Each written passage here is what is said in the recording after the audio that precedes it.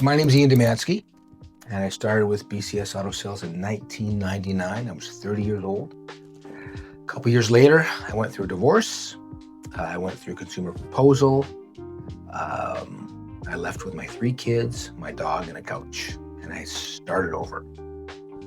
I couldn't get a loan, couldn't get financed, needed a car. Thank goodness I worked here. I was able to get a car.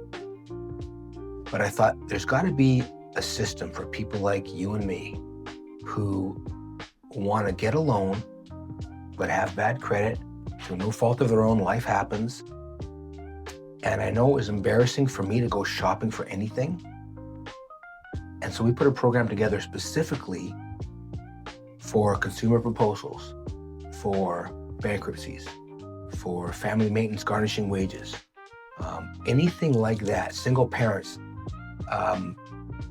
new to the country, where you want to get ahead, but no one's willing to give you a chance or a second chance. So click on the link. It'll describe what we've put together.